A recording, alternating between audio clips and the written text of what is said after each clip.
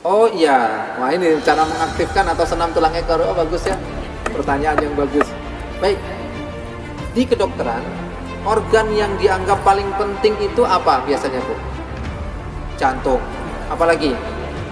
Otak, ya kan? Jantung, otak, ginjal, paru, liver, itu yang dianggap penting di kedokteran. Padahal di Islam, oh iya, wah ini cara mengaktifkan atau senam tulang ekor. Oh bagus ya, pertanyaan yang bagus. Baik, di kedokteran, organ yang dianggap paling penting itu apa biasanya Bu? Jantung, apalagi? Otak, ya kan? Jantung, otak, ginjal, paru, liver, itu yang dianggap penting di kedokteran. Padahal di Islam organ yang paling penting adalah tulang sulbi, tulang ekor. Karena diciptakan manusia dari situ, dia meninggal nanti dia tidak hancur, dibangkitkan juga nanti dari situ, dan semua catatan amal ada di situ. Nah, jadi kita, oh ini tulang ekor penting sekali berarti. Dan ternyata setelah kita teliti lagi, alhamdulillah memang benar. Ya, posisi tulang ekor ini luar biasa. Kalau tulang ekor itu normalnya begini ya Pak, bisa tulang ekor itu normalnya begini. Kalau dia masuk begini, penyakit itu banyak sekali. Nah ini sekaligus buat yang simba-simba nanti punya cucu atau kita nanti punya anak atau cucu, kenapa pernah saya sarankan bedong ya sampai umur 2 tahun. Anak bayi itu dibedong sampai umur 2 tahun. Supaya apa? Supaya waktu dia tidur adalah waktu yang dia tumbuh kembang paling besar, itu waktu tidur, itu dalam posisi fitrah, sehingga ketika nanti tulang ekornya tumbuh dalam posisi fitrah. Kalau tidak dibedong, kakinya terbuka. Kaki terbuka itu tulang ekor kondisi masuk. Nah, kalau nggak dibedong dan dia tidur, maka dia tulang ekor akan tumbuh masuk begini, sehingga anaknya penyakitan. Rata-rata anak yang kecil dibedong lama 2 tahun itu imunnya luar biasa. Tapi anak yang tidak dibedong biasanya penyakitan, karena tulang ekornya turun. Ketemu lagi Pak, banyak sekali pasien anak motor ke saya, anak yang sering touring, itu rata-rata nuwun sewu penyakitnya impoten. Termasuk bapak-bapak, dari cara sholatnya saya tahu siapa yang loyo, siapa yang perkasa. Baiki, bahaya ini. Kenapa? Dari cara berdiri saya bisa melihat tulang ekornya arahnya kemana. Dari cara duduk saya bisa melihat tulang ekornya kemana. Nah, anak-anak motor itu Pak, yang pada impoten, setelah saya, Mas jenengan nanti naik motor begini, nek duduk banyakin begini.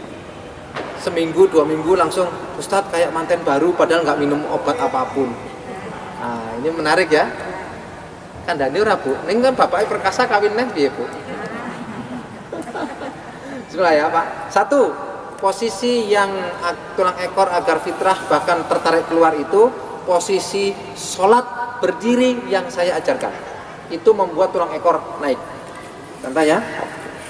Kalau posisi kita itu datar begini, itulah kenapa ketika Pak Nur kemarin ya yang kita sorong itu, posisinya rata begini dia kuat karena tulang ekor ngunci.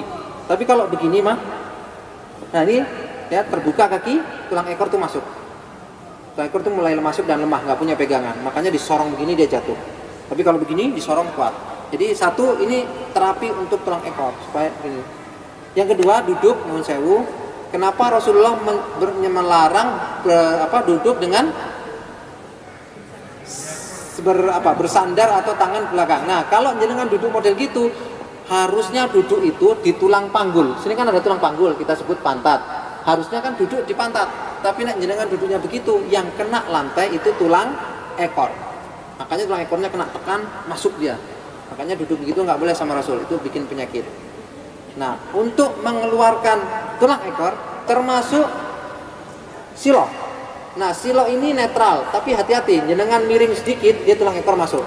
Maka silo itu sebaiknya Bapak Ibu jangan sampai ini ya, usahakan tetap ya silo itu. Tapi masih terpicu untuk begini nek silo itu. Makanya itu Rasul silonya cuma dari subuh sampai syuruk. Kenapa? Karena masih segar. Ya, kalau sudah di atas itu kita udah mau bukong ini sih. Nah, ini tulang ekor juga bahaya. Ada satu duduk yang tulang ekor terkunci fitrah. Duduk apa itu? Duduk iftirosi. Duduk seperti ini itu membuat tulang ekor itu keluar, tek, gitu Pak. Jadi perbanyak duduk iftirasi seperti ini. Boleh yang kakinya ditekuk menghadap kiblat, boleh yang lurus juga. Nah, makanya dari tadi kalau Bapak Ibu lihat, saya kan kebanyakan begini. Ya, karena ini yang membuat tulang ekor tuh naik. Ini juga terapi buat yang bapak-bapak impoten ya, ibu-ibu ya haidnya nggak lancar, itu terapinya cuma begini. Sering-sering begini.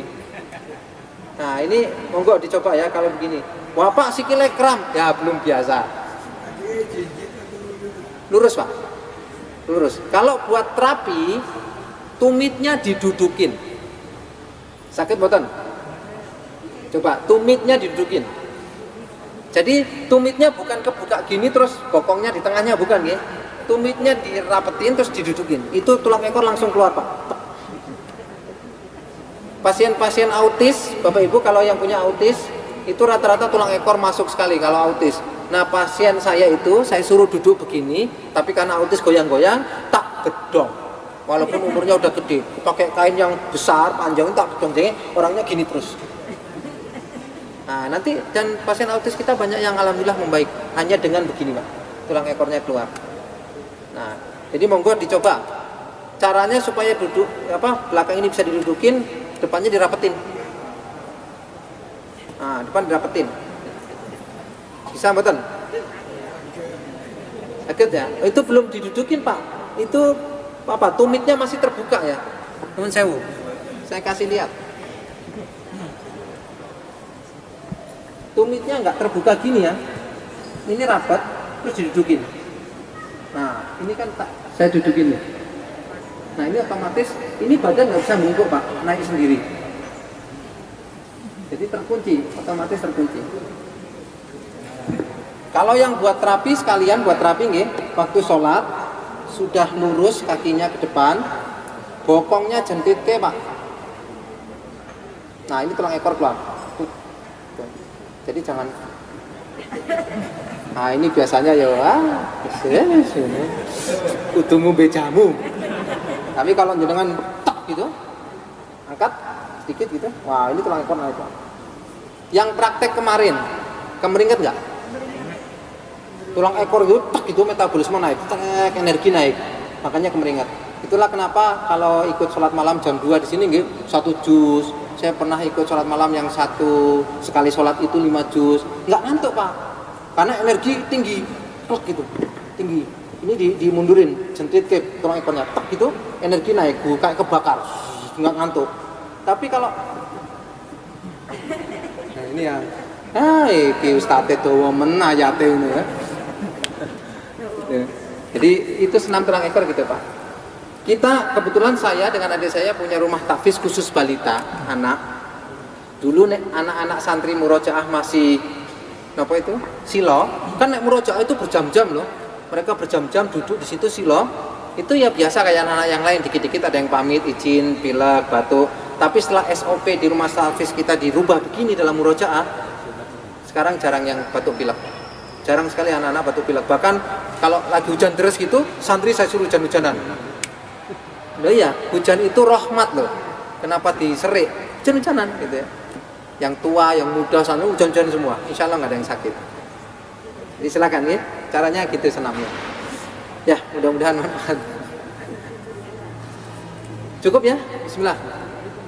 Nah, Bapak Ibu sekalian, sekarang saya mau menyampaikan satu hal yang mungkin banyak orang tidak tahu, padahal itu menjadi kunci generasi kita ke depan supaya tidak sakit-sakitan, supaya fisiknya kuat, supaya otaknya cerdas. Itu di sini. Dan ini kunci dalam peradaban Islam.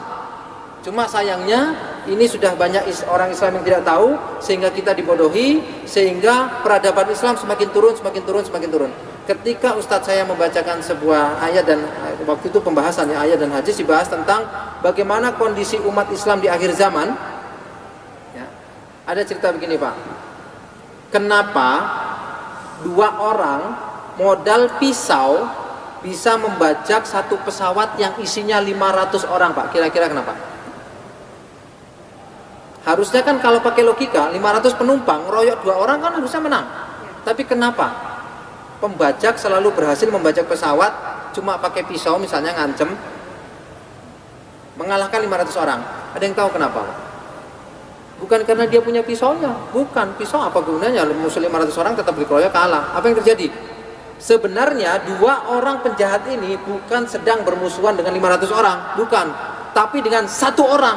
Kok bisa? Karena yang 500 orang ini individu-individu yang tidak bersatu. Mereka itu satu sampai 500. Sehingga 2 orang ini bersatu. 2 orang ini temenan. 2 orang ini sangat yakin kalau teman saya dipukul, saya akan bela. Tapi kalau kita di pesawat misalnya, tiwas kota iki sing liong diam aja gimana? Bener nggak? Itu kondisi umat kita di akhir zaman. Muslim mayoritas kelihatannya, tapi aslinya sendiri. Itulah kenapa Rasul bilang kita harus berjamaah. Kita itu sendiri. Coba ya, misalnya nuwun sewu. Misalnya Pak Yai ini dituduh, ada yang nuduh misalnya, wah Pak Yai gara-gara Pak Yai bikin kajian ini kena COVID semua, berarti Anda penyebabnya. Anda ada yang berani bela nggak? Oh, paling yang boleh aman dewe-dewe. Untung sing dituduh Pak Yai. Bener nggak? Itu kelemahan kita. Kenapa? Banyak sekali ya. Nah, nuwun sewu ya. Program melemahkan umat itu bukan cuma di bidang pendidikan, bukan cuma di bidang kesehatan, bukan cuma di bidang pangan kita diracuni, bukan. Tapi sejak kita lahir sudah dierorkan. Nah, ini yang mau saya bahas supaya apa? Mungkin sore ini nggak bisa praktek, tapi mudah-mudahan sebagai penutup kajian kita ini bisa dibawa pulang sebagai informasi yang baik. Apa itu? Yaitu yang ada dimuat dalam surat Maryam.